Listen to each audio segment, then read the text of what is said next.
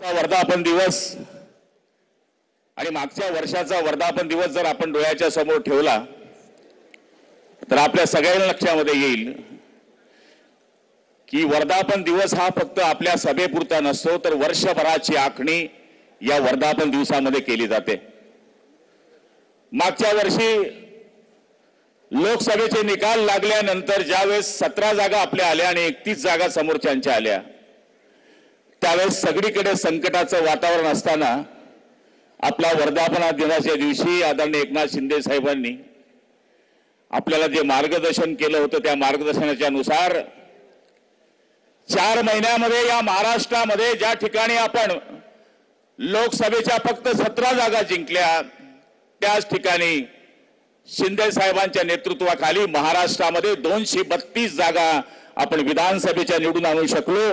याचाच अर्थ असा होतो की त्या वर्षी केलेलं नियोजन हे आपल्या पक्षाकरता कामात आलं।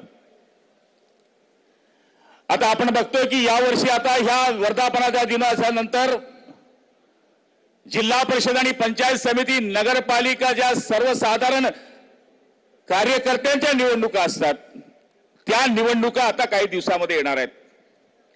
त्यामुळे आदरणीय मुख्य नेते आपल्याला काय मार्गदर्शन करतात याच्याकरता पूर्ण महाराष्ट्राचे शिवसैनिक आतुरतेने वाट बघतायत।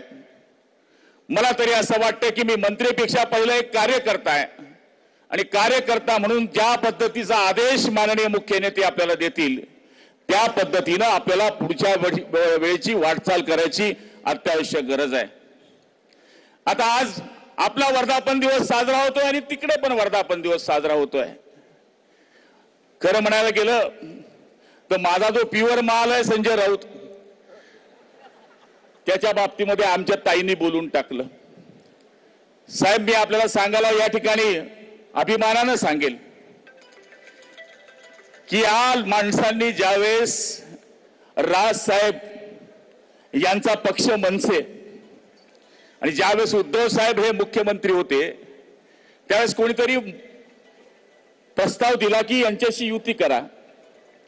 त्यावेळेस हेच संजय राऊत नावाचं कार्ट जे होतं ते बोललं हा काय म्हणले संपलेला पक्ष याच्याशी काय युती करायची आणि आता हेच म्हणताय की आय लव्ह यू मनसेला म्हणतं माझ्या जवळ या भावानी भावापाशी आलं पाहिजे। मला तरी असं वाटतं की आज यांना या गोष्टीची कल्पना येऊन गेली आहे की ज्याप्रमाणे विधानसभेमध्ये यांच्या छातड्यावर एकनाथ शिंदे साहेबांच्या सहकार्याने आणि त्यांच्या मार्गदर्शनाने आम्ही भगवा झेंडा फडकवला त्याचप्रमाणे महापालिकेवर सुद्धा आमचा महायुतीचा झेंडा फडकणार हे त्यांच्या लक्षामध्ये आलंय। ते शिंदे साहेबांवर त्यांनी काल परवाकडे एक स्टेटमेंट केलं की म्हणले आम्ही अयोध्येला गेले, अयोध्येला जाताना आम्ही पण तुमच्या बरोबर होतो। अयोध्येला गेल्यावर म्हणले शिंदे साहेबांनी मला एका खोलीमध्ये सांगितलं, काय सांगितलं की म्हणले आपण 2 जण मिळून बाहेर पडूया, सगळा गट घेऊन बाहेर पडूया। आता त्याच्या स्वप्नामध्ये आलं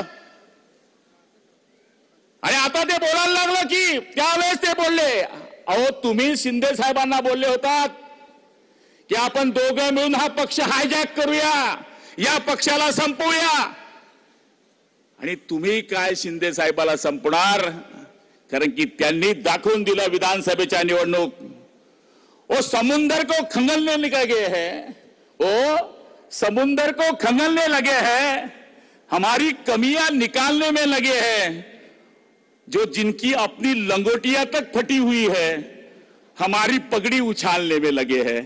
मला तरी असं वाटतं की हे जे 20 आमदार आहे त्याच्यामधले बरेच आमदार आमच्या संपर्कामध्ये आहे। आज काल परवाकडे ठीक आहे आम्ही गद्दार होतो, आम्ही गद्दारी केली, आम्ही शिवसेना सोडली, आम्ही चिन्ह चोरलं, आम्ही बाप चोरला, आम्ही धनुष्यबाण चोरला। अरे राऊत साहेब तुझ्या बरोबर राहणारा बडगुजर कसा केला रे बाबा माझ्या सोन्या, तुझं तर लाडकं पोरग होतं ते। म्हणजे आम्ही गेलो ठीक आहे सत्तेपोटी गेलो, ठीक आहे आम्ही गद्दारी केली पण जे राईट लेफ्ट बाय हे जे तुझे माणसं होती ही तुम्हाला सोडून का जात आहेत? मूळ ही शिवसेना उभाटा पार्टी संपवणारा एकमेव महामंडलेश्वर माणूस कोणी असेल तर तो राऊत आहे. ते जळगावमध्ये येऊन माझ्यावर फुकते.